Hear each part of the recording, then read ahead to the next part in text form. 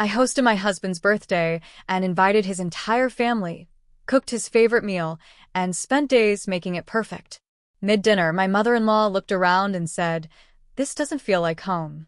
We always knew he needed someone warmer. Everyone went silent.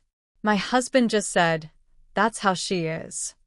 I quietly got up, took my plate, and ate in the kitchen. A week later, I hosted a dinner again for my friends only. My husband came home to an empty table and a cold stove. I'm 34 and live in Lakewood, Colorado, just outside Denver.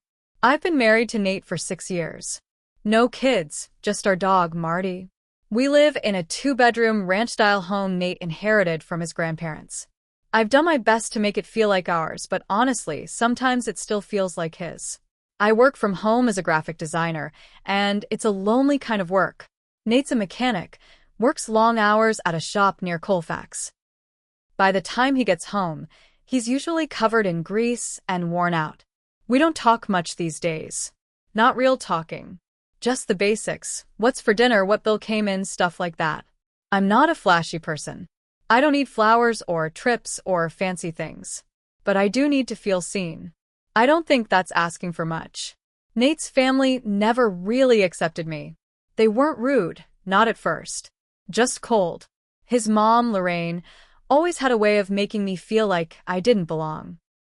She's one of those women who thinks she knows everything about raising a man, and if you're not like her, you're doing it wrong.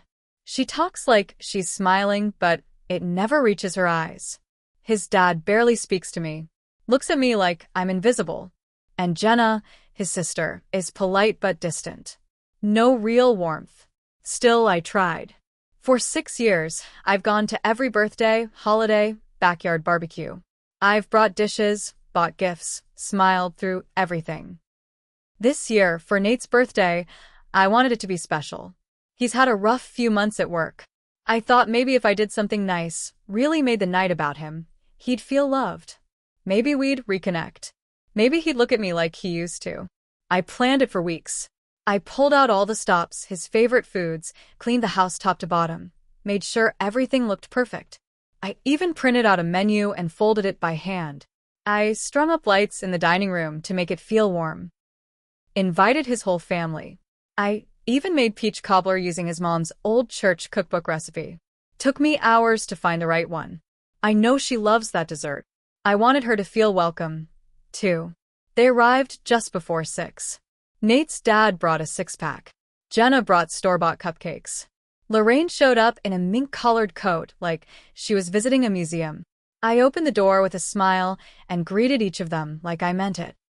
I spent the next 2 hours in the kitchen, refilling drinks, serving appetizers, checking on the brisket, setting the table, reheating the cornbread, slicing lemons for water.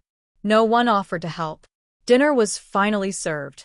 Everyone sat down, and Nate's dad said grace.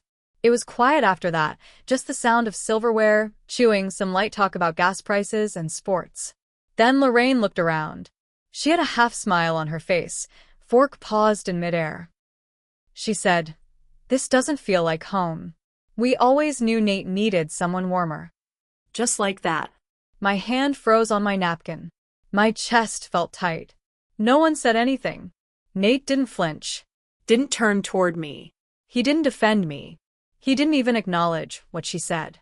He just muttered, "That's how she is." That was it. That's all he said. Not a word in my defense. Like I was cold. Like I was the problem. I felt something shift inside me. Not anger. Not right away. More like something broke. Quietly. I stood up. I didn't slam my chair or raise my voice. I just picked up my plate and walked to the kitchen. I stood at the counter, away from them, and ate my dinner in silence while they kept on with their meal like nothing happened. No one came to check on me. I cleaned up alone, washed every dish, packed away the leftovers. Lorraine complimented the cobbler as she left. I didn't even answer. I went to bed that night and stared at the ceiling while Nate snored beside me. That's when the anger came. Not loud, but steady, like a faucet dripping all night long. So I made a new plan. A week later, I hosted another dinner. But this one wasn't for Nate or his family. It was just for my friends, my coworker Danielle, my neighbor Carol, and 2 women from my old yoga class I'd reconnected with. Good women. Women who actually ask how I am and listen. I made margaritas, grilled fajitas, roasted street corn, and set the backyard up with candles and lights. We laughed. We played music. We talked about real things. I wore the red dress Nate once called too loud. That night, it felt like armor. Nate came home around 9. He walked into a kitchen that smelled like lime and grilled peppers, looked around at the empty table and the cold stove. He asked, "Did I miss something?" I didn't even look up from the glass I was drying. "No," I said. "Just dinner with people who like how I am." He didn't say anything after that. Just stood there like he didn't recognize the place. The next morning, he barely spoke to me. He left for work without saying goodbye. Just grabbed his keys and slammed the door harder than usual. Marty, our dog, flinched at the sound. I just kept folding the laundry. I figured we'd talk that night. But he didn't come home for dinner. He didn't call. Didn't text. Around 11 p.m., I heard his truck in the driveway. I didn't move from the couch. I was watching some old baking show I didn't care about. When he came in, he didn't look at me. "Long day," he mumbled. Went to the Rusty Nail with Mike. That bar was 15 minutes from work. He could have texted. I said nothing. Just muted the TV. He looked at me like he was waiting for a fight. When I didn't give it to him, he walked off to the bedroom without another word. The next few days were cold. Quiet. He was trying to punish me, like I was the one who humiliated someone. Like I should be sorry for having a nice night with people who didn't insult me. Then Sunday came. I went to the grocery store early, thinking I'd grab a few things and maybe bake something to keep myself busy. When I pulled into the driveway, his mom's car was there. I felt my stomach drop. I walked in and there they were. Lorraine sitting at the kitchen table like it was her house, Nate standing at the counter with his arms crossed. Lorraine didn't even wait for me to set the groceries down. She started in immediately. "I heard about your little dinner party. I just wanted to make sure everything's all right. It sounds like you've been feeling left out." She said it like she was offering sympathy, but her voice was sharp, like a knife under a smile. I looked at Nate.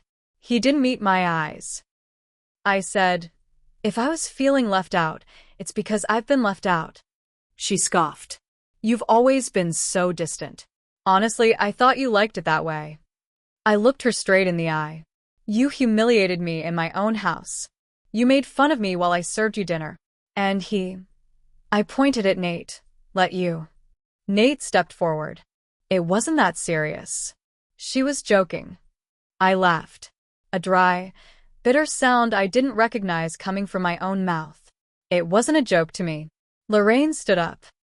"Well, if you're going to be sensitive about every little thing," I cut her off. "Get out." "What?" I said, "Get out of my house." She looked at Nate, stunned. "Are you going to let her talk to me like that?" Nate didn't move. He looked tired, defeated, like a man who suddenly realized he was in the middle of something he couldn't control. "She's right," he said. "You crossed a line." Lorraine gasped, like he'd slapped her. "I raised you better than this." "No," I said. "You raised him to ignore it when the women in his life are hurting." She didn't speak again, just grabbed her purse and stormed out. The door slammed behind her. Nate looked at me. "You didn't have to do that." "Yes, I did," I said. "And it won't be the last time if this keeps up." He didn't answer. We didn't talk much the rest of the day. I could feel something shifting between us, like the last bit of whatever we had left was starting to crumble. And I wasn't sure if I even cared anymore. Things didn't go back to normal after that. Not even close. For a few days, we barely spoke. I worked in the back room, the one we'd meant to turn into a nursery one day.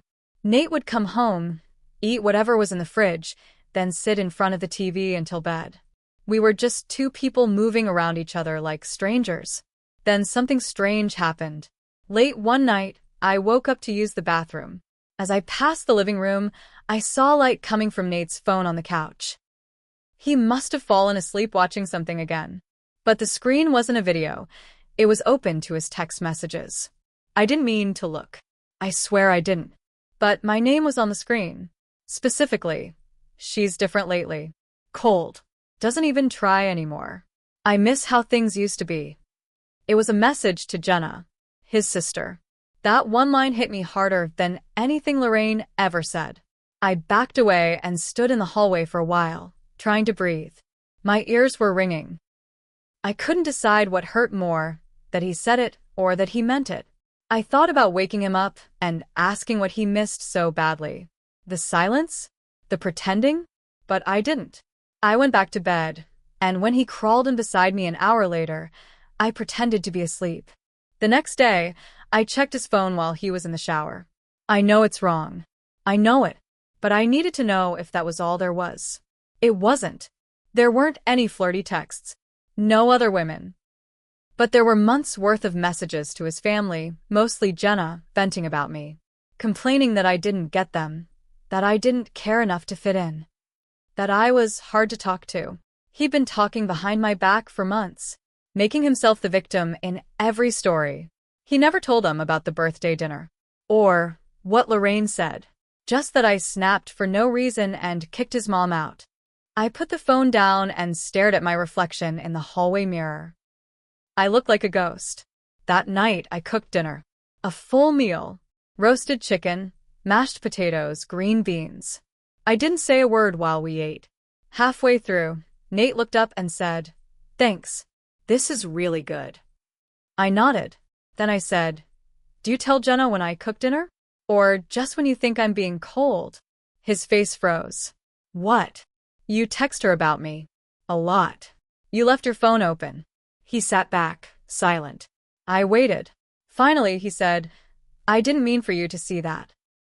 "But you meant what you said, didn't you?" He didn't answer, which said everything. I stood up, took my plate to the sink. My hands were shaking. "I'm not your enemy, Nate," I said. "But you made me feel like one. And I'm done being the only one trying." He looked like he wanted to say something, but he didn't. He just stared at the empty spot where my plate had been. That weekend, I booked a cabin in Estes Park. Just for me. I didn't ask. I left a note. "Don't call. Don't text. I need to figure out if this is a marriage or just a habit." I drove away with no plans to come back anytime soon. The cabin was quiet. Just me, a few old books I hadn't opened in years, and the sound of wind through the pines. It was the first time in months, maybe years, I could hear myself think. The first 2 days, I barely touched my phone. I let the silence sink in. I sat on the porch with coffee in the mornings and wine in the evenings, and I waited to feel something, regret, maybe. Sadness. But mostly I felt clear. Then on the third night, my phone buzzed. It was a message from Carol, my neighbor. "Hey. Everything okay? Just saw your husband's sister out front with a few bags. Looked upset." I stared at the screen. A minute later, she sent another. She was knocking. No one answered. Then she sat on your front step for like 20 minutes. "Thought you should know." I didn't reply. I just sat there, letting that settle. Why would Jenna be at my house? The next morning, curiosity got the better of me. I drove back into town, took the long way to clear my head, then parked across the street from my own house, and just watched. Everything looked the same. Nate's truck was there. Porch light off. Blinds still slightly crooked like they always were. I didn't go in. I just waited. 10 minutes, 20. Then I saw him come out.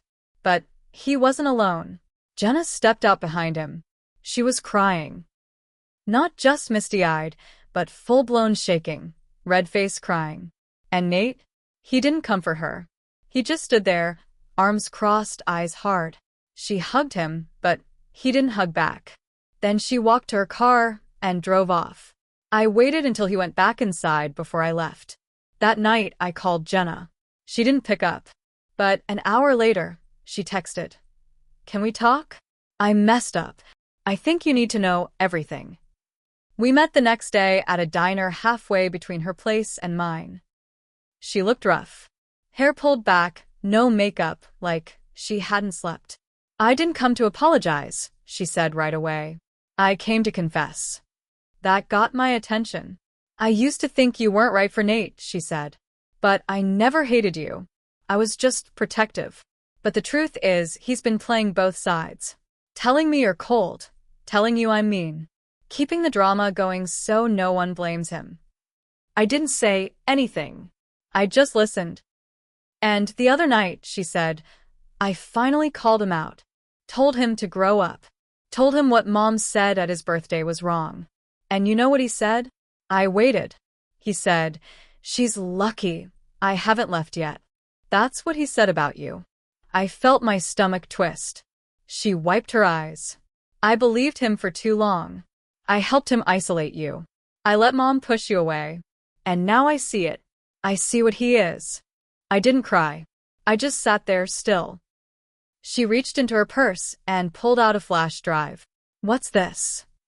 I asked. Security footage from Mom's house. From Christmas last year. I thought you might want to hear what Nate said when you left early that night. I remembered that night. I'd felt sick, said I had a headache. But really, I just couldn't handle the way they were talking about me like I wasn't there. I took the drive. We sat in silence for a while. Then she said, I know I don't deserve it, but I'm sorry. I nodded. It was all I could give her. That night, I watched the video. There was Nate sitting at the table with his family, laughing. When Lorraine said, she's always been a little cold, huh? He replied without missing a beat. She's just there. She doesn't really do anything. But I guess it's easier than starting over. That was all I needed. I stayed up until 3 a.m. writing a list. Not a to-do list. A done list. Every excuse. Every lie. Every time I let myself be small to make room for him. And when I was done, I lit a match. And I started packing. I didn't storm and screaming. I didn't break dishes or cry on the floor. That's not how I wanted this to end. I waited until Friday, when I knew Nate would be at work late. I packed calmly, with Marty curled up by the door like he knew something was changing. I took only what was mine, my clothes, my laptop, my grandmother's quilt, and a few framed photos that actually meant something. Everything else? I left behind. Let him deal with it. Before I left, I set the flash drive on the coffee table with a sticky note on it, in case you forget what you sound like. Then I left a second note, one I knew would hurt more than anything. You say I'm cold, but cold women don't cook your favorite meals or cry over your silence. Cold women don't wait 6 years to be seen. Cold women don't leave quietly, but I am. Then I walked out and locked the door behind me. I moved into a small apartment on the other side of Lakewood. Nothing fancy. Just quiet. Just mine. I got new furniture. New sheets. New life. The divorce papers were delivered a week later. I filed first. No arguments. No fight. He didn't even try to stop it. But then came the kicker. 2 months after I left, I got a call from Jenna. She sounded off. You should see this, she said. Check the local Facebook group. I did. Lorraine had posted one of those long, dramatic paragraphs. Something about how some women destroy families and then play the victim. The comments were full of people asking what happened. A few guessed she was talking about me. One person even tagged Nate. Instead of staying quiet, I did something I never thought I would. I posted the video. The one from Christmas. The one where Nate laughed while they trashed me.